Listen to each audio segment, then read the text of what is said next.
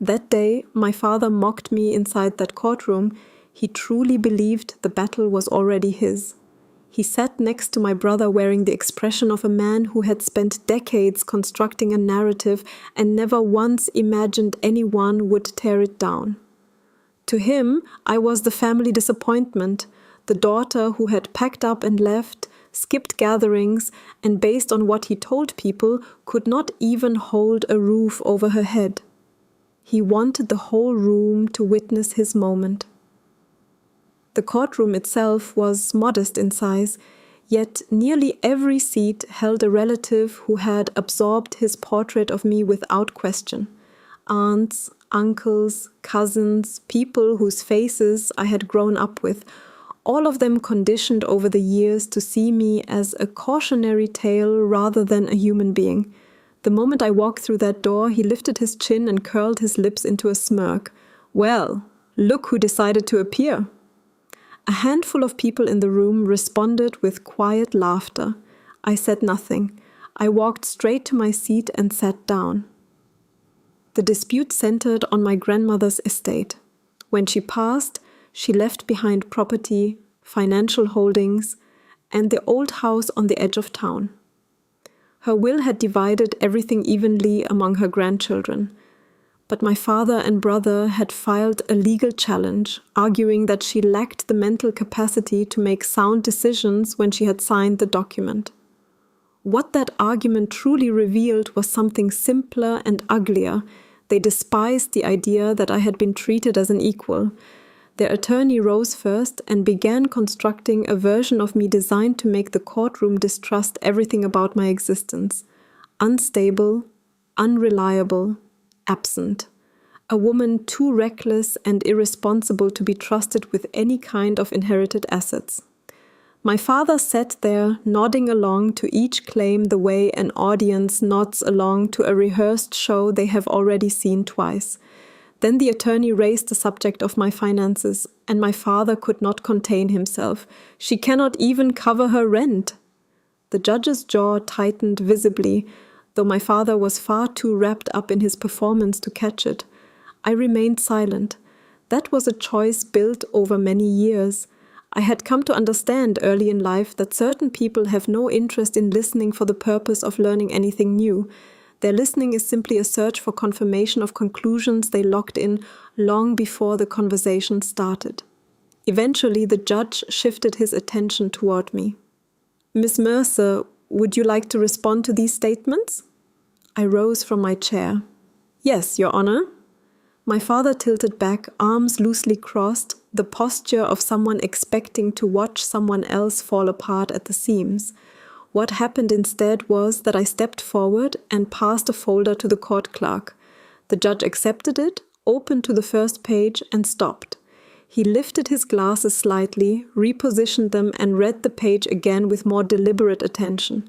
Then he raised his eyes directly to mine. "Colonel Emma Mercer?" he said, the title sitting in the air like something no one in that room had anticipated. My father's smirk did not fade gradually. It disappeared all at once. "Yes, Your Honor," I replied steadily. The judge turned the next page, then the one after that, reading carefully and without rushing. "United States Army, 24 years of active service, multiple command-level assignments, strategic operations leadership, distinguished service commendations." The only sound in the courtroom was the quiet turning of paper. My father stared across the room at me with the blank look of someone trying to reconcile two completely different images of the same person. My brother's expression shifted from confusion into something closer to unease. A cousin who had been watching me since I walked in now dropped her gaze to her hands in her lap. My father eventually gathered himself enough to speak, though what came out was less an accusation than a crack in his certainty. "Why didn't she ever tell us any of this?"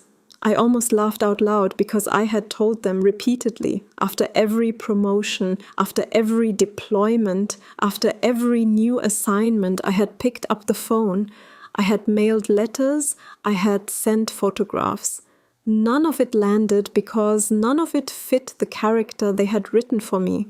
They needed me to be the version that made their story work, so that was the only version they kept.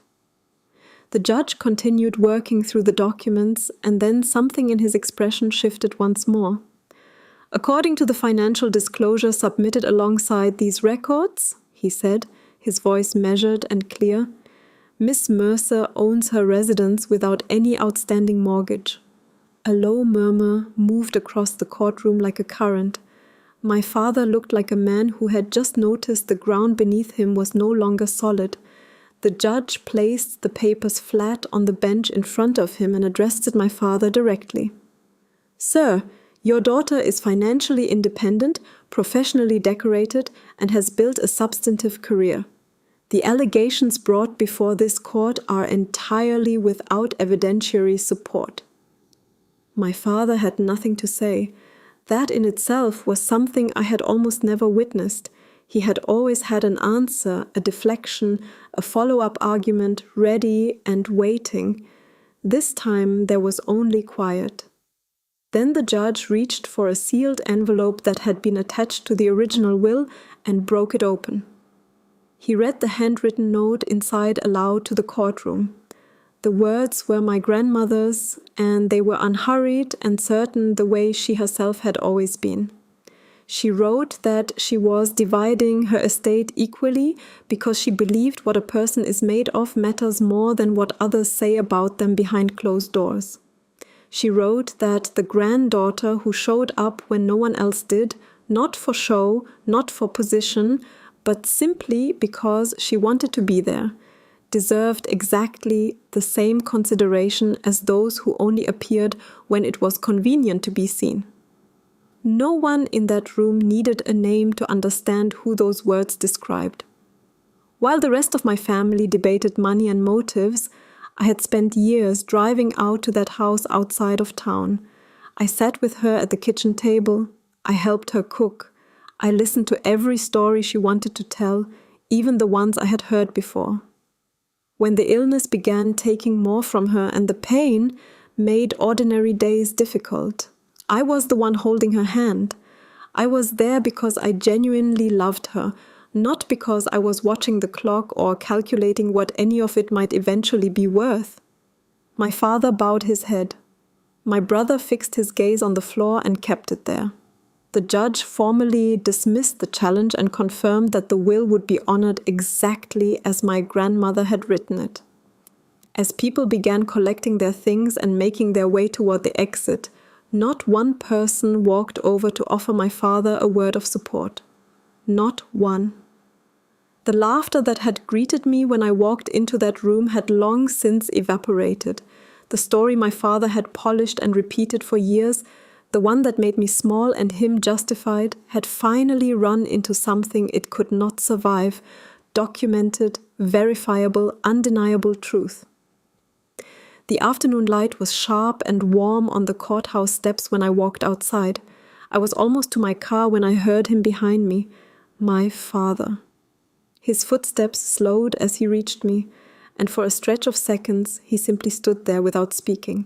When he finally did, I almost did not recognize the tone coming out of him. Stripped of its authority, stripped of its performance, it was just a voice, quiet and uncertain. "Why didn't I know any of this about you?" I turned to look at him and felt something settle inside me, not rage, not satisfaction, just a deep and absolute stillness. "Because you made your decision about who I was long before you ever tried to actually find out," I said. He had no response. He flinched the way people do when something true and sharp finds the right place. And then he had nothing left to offer but silence. I turned back to my car, opened the door, and got in. I did not leave that parking lot full of anger. I also did not leave full of triumph. Those would have been too loud for what I was actually carrying. What moved through me as I sat there was something considerably quieter and more complete. It was release. Something I had not realized I had been holding for years had finally been set down. My grandmother had said something to me once that I had tucked away without fully grasping it at the time. She said the greatest victory a person can earn is building a life so grounded and so real that it no longer depends on anyone else watching to confirm it exists. Sitting in that car with the courthouse visible in my rearview mirror, her words finally made the kind of sense that settles into the bones rather than just the mind. My father had stood in that courtroom and come face to face with the daughter he had written off, talked down, and constructed lies around for the better part of his life. The record spoke, the letter spoke. The truth had assembled itself without my having to raise my voice even once. The only thing remaining now, the question that was no longer mine to answer, was whether my father could find a way to carry the weight of having been so completely and irreversibly wrong for so long.